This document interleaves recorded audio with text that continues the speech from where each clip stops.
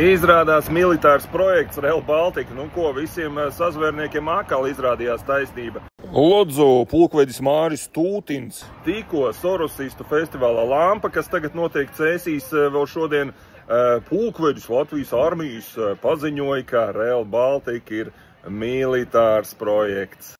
Un, protams, Tūtinām pie vainas dezinformātori, kas izplata puspatiesības, un Krievija ujujujujujujujujujuj. Nu, un tad šajā militārajā projektā grib izgāzt 30 miljardus aptuveni eiro daļ vienām sliedītēm, lai gan patiesībā izrādās var tagad jau atbraukt no Tallinas līdz Viļņai ar vilcienu 10 stundās.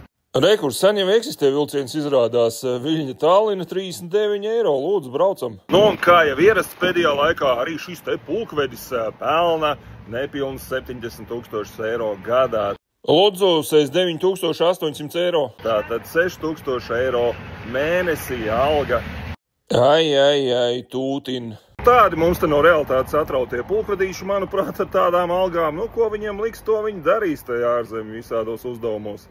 15 cels B2 bumbvedējs var nopirkt par tādu naudu. Mani sauc Rudolfs Breimanis, pievienojieties šim te profilam, nu sekosim līdzi Rail Baltica sāgai arī turpmāk, kā mums te grib uzspiest kaut ko tādu, ko Latvijai patiesībā nevajag.